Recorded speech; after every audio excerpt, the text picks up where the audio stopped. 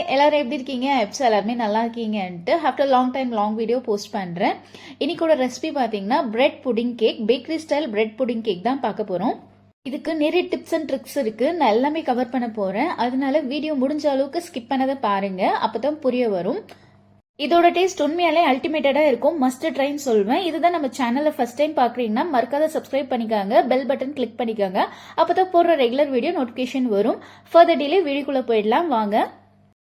Bakery style bread pudding cake செய்யறதுக்காக எல்லா திங்ஸுமே எடுத்து ரெடி பண்ணி வச்சிருக்கேன் வித் மெஷர்மெண்ட். இதோட மெஷர்மெண்ட் எல்லாமே நான் டிஸ்கிரிப்ஷன் பாக்ஸில் கொடுக்குறேன், தேவைப்படுறவங்க செக் பண்ணி பாருங்க. இந்த பிரெட் புடிங் கேக் செய்யறதுக்காக கேஸ்டர் சுகர் தான் யூஸ் பண்ண போறோம். நீங்க நார்மல் சுகர் கூட யூஸ் பண்ணலாம், ஆனால் நான் கேஸ்டர் சுகர் யூஸ் பண்றேன். அது கூட டெசிகேட்டட் கோகனட்மே யூஸ் பண்ண போறோம். உங்ககிட்ட டெசிகேட்டட் கோகனட் இல்லைனாக்கா நீங்க நார்மல் ஃப்ரெஷ் கோகனட் கூட யூஸ் பண்ணலாம். பிரெட் புடிங் கேக் செய்யறதுக்காக நான் பிரெட் வந்துட்டு 240 கிராம் எடுத்திருக்கேன். 200 to 240 கிராம் எடுத்துக்கலாம். இதுக்கு ரொம்ப இம்பார்ட்டன்டான விஷயம்னு பார்த்தீங்கன்னாக்கா பிரெட் வந்துட்டு நல்லா ஃப்ரெஷ்ஷாக இருக்கணும். நீங்கள் 2 நாள் 3 நாள் வாங்கி வச்ச பிரெட்ல வந்துட்டு இது செஞ்சீங்கனாக்கா உங்களுக்கு ட்ரையாக இருக்கும். அதே போல் எண்ணெய் பட்டர் எதுவுமே போடாது, இந்த மாதிரி ரோஸ்ட் பண்ணி எடுத்துக்கணும். அதே போல ஓவர் ரோஸ்ட் பண்ணக்கூடாது. இப்போ நான் பண்ற பாருங்க, லைட்டா ரோஸ்ட் அந்த மாதிரி தான் பண்ணணும். ஓவர் ரோஸ்ட் பண்ணீங்கன்னாக்கா நம்ம பிரெட் புடிங் கேக் வந்துட்டு சாப்பிடும் போது ட்ரையா இருக்கும். இப்போ நான் ரோஸ்ட் பண்ணி வச்சிருக்கிறத மிக்ஸி ஜார்ல கொஞ்சம் கொஞ்சமா சேர்த்து ஃபைனா அரைச்சுன்னு வந்துட்டு வேற ஒரு பவுல்ல சேர்த்துக்கிறேன். நான் ஒரு 3 டைம் போல கொஞ்சம் கொஞ்சமா அரைச்சி சேர்த்துக்கிறேன். இப்போ பிரெட் ஃபுல்லாவே ஃபைனா அரைச்சுன்னு வந்துட்டு பவுல்ல சேர்த்துக்கிறேன். இப்போ இந்த பிரெட் பவுடர் பாருங்க, இந்த மாதிரி பிடிச்சா பிடிக்க வரணும். இது ஷேப் வந்துட்டு ஹோல்ட் பண்ணணும், ஏன்னா இதுதான் சாஃப்டான கன்சிஸ்டன்சி. இது ட்ரையா இருந்துச்சுனாக்கா உங்களுக்கு புட்டிங்குமே ட்ரையா தான் வரும். இந்த பிரெட் பவுடர் சாஃப்டா இருக்கிற ரீசன் பிரெட் நல்லா ஃப்ரெஷ்ஷா இருக்கு. அதே போல நம்ம பிரெட்டை வந்துட்டு ஓவர் ரோஸ்ட் பண்ணல, கரெக்டா ரோஸ்ட் பண்ணி எடுத்துருக்கோம். இப்போ இந்த கேக் செய்யறதுக்காக 4 முட்டை யூஸ் பண்ணோம். அது ஒரு முட்டையா நல்லா இருக்கான்ட்டு செக் பண்ணிட்டு வேற ஒரு பவுல்ல சேர்த்துக்கிறேன். இப்போ 4 முட்டையுமே உடைச்சு ஊத்திட்டேன். இப்போ ஒரு ஸ்பூன் வச்சு நல்லா மிக்ஸ் பண்ணி விட்டுட்டு இது சைட்ல வச்சிடலாம். இப்போ இந்த முட்டையை நல்லா மிக்ஸ் பண்ணிட்டு சைட்ல வச்சுறேன். இப்போ வேற ஒரு பவுல்ல 150 கிராம் அன்சால்டட் பட்டர் ரூம் டெம்பரேச்சர்ல இருக்கிறது சேர்த்துக்கிறேன். இப்போ இது எலக்ட்ரிக் பீட்டர் யூஸ் பண்ணி ஸ்பீட் 1ல வச்சு பீட் பண்ணிக்கிறேன். லைட்டா நல்லா பிளஃபியா ஆகணும். அதுக்கப்புறமா சுகரை கொஞ்சம் கொஞ்சமா சேர்த்துக்கோங்க. நான் கேஸ்டர் சுகர் 150 கிராம் சேர்த்துக்கிறேன். நீங்க நார்மல் சுகர் கூட சேர்த்துக்கலாம். கேஸ்டர் சுகர் சேர்க்கறதுனால கொஞ்சம் சீக்கிரம் மெல்ட் ஆகும், அதனால தான் கேஸ்டர் சுகர் யூஸ் பண்றேன்.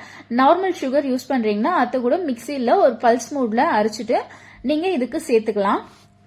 பட்டர் நல்லா பிளஃபியாகி வந்திருக்கு. சுகர் மேல் ஓரளவுக்கு மெல்ட் ஆயிருக்கு. இப்போ நம்ம முட்டை உடச்சி வச்சிருக்கோம் இல்லைங்களா, மிக்ஸ் பண்ணி அதை எடுத்து கொஞ்சம் கொஞ்சமா சேர்த்துக்கலாம். முட்டை எப்பயுமே கொஞ்சம் கொஞ்சமா தான் சேர்க்கணும். ஒரே டைம் சேர்த்துட்டீங்கன்னாக்கா ஃபுல்லா வாட்டரி ஆயிடும். அதனால ஒரு 4-5 டைம் போல முட்டையை கொஞ்சம் கொஞ்சமா சேர்த்து நல்லா பீட் பண்ணிக்காங்க. ஸ்பீட் 1லயே வச்சு பீட் பண்ணிக்காங்க. இப்போ ஒரு சின்னதா டிப் ஷேர் பண்றேன். ஹோம்மேட் டெசிகேட்டட் கோகனட் எப்படி சேர்த்துன்னு சொல்றேன். ஃப்ரெஷ்ஷான கோகனட் எடுத்துக்காங்க. அந்த கோகனட் பேக் சைட்ல இருக்கிற பிளாக் எல்லாமே நல்லா ரிமூவ் பண்ணிட்டு நல்லா வாஷ் பண்ணிக்காங்க. அதுக்கப்புறமா கோகனட் கிரேட்டர் எடுத்து கோகனட்டை நல்லா கிரேட் பண்ணிக்காங்க. இப்போ கிரேட் பண்ணி வச்சிருக்கிற கோகனட்டை ஃப்ரைங் பேன் எடுத்து அதுல சேர்த்துக்காங்க. அதோட தண்ணி எல்லாமே போற அளவுக்கு நல்லா ட்ரை ரோஸ்ட் பண்ணி எடுத்துக்காங்க. லைட்டா கலர் மாறும், அப்ப ஸ்டவ் ஆஃப் பண்ணிடுங்க. அவ்வளவுதான், டெசிகேட்டட் கோகனட் ரெடி.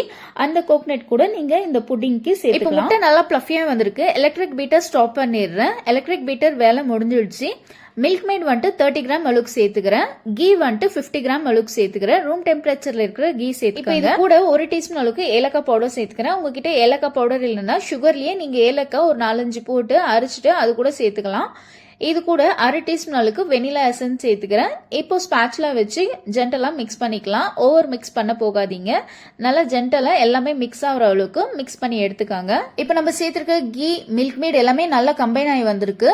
இப்போ இது கூட பிரெட் டோஸ்ட் பண்ணி வச்சிருக்கோம் இல்லைங்களா பவுடர், அது எடுத்துட்டு அது கூட 40 கிராம் அளவுக்கு மைதா சேர்த்துக்கிறேன். மைதா சேர்த்து நல்லா மிக்ஸ் பண்ணி விட்டுக்காங்க. நல்லா ஈவனா மிக்ஸ் பண்ணி விட்டுக்காங்க. இப்போ நம்ம ரெடி பண்ணி வச்சிருக்கிற பேட்டர்ல இதை கொஞ்சம் கொஞ்சமா சேர்த்து மிக்ஸ் பண்ணி விட்டுக்கலாம். கட் அண்ட் ஃபோல்ட் மெத்தட்ல ஒரு 3 டைம் போல நான் மிக்ஸ் பண்ணிக்கிறேன். இப்போ ஓடிஜியில் ப்ரீஹீட் எப்போ ஆன் பண்ணணும்னு சொல்கிறேன். மில்க் மேட் கீ போட்டோம் இல்லைங்களா, அப்பயே நீங்கள் 180 டிகிரியில் ஓடிஜியை 10 மினிட்ஸ் ப்ரீஹீட் ஆன் பண்ணிக்காங்க. இப்போ இது எல்லாமே மிக்ஸ் ஆகி முடிகிறதுக்குமே ப்ரீஹீட் ஸ்டாப் ஆகிறதுக்குமே கரெக்டாக இருக்கும். அதனால அந்த டைமில் ஆன் பண்ணிக்காங்க. இதுவே நீங்கள் குக்கரில் செய்கிறீங்கனாக்கா ஸ்டவ் சிம்மில் வச்சுட்டு குக்கரோட கேஸ்கட் விசில் எடுத்துட்டு 10 மினிட்ஸ் சிம்மில் வச்சு ப்ரீஹீட் பண்ணிக்காங்க. இப்போ பிரெட் பவுடரை ஃபுல்லாவே மிக்ஸ் பண்ணி முடிச்சிட்டேன். பேட்டர் இந்த மாதிரி திக்கான கன்சிஸ்டன்சில தான் இருக்கும். இதுதான் கரெக்டான கன்சிஸ்டன்சி. இப்போ டெசிகேட்டட் கோகனட் 40 கிராம் அளவுக்கு சேர்த்துக்கிறேன். 40 கிராம்ல 20 கிராம் இப்போ சேர்த்துட்டு கார்னிஷிங்க்கு மீதி சேர்த்துக்க போறேன்.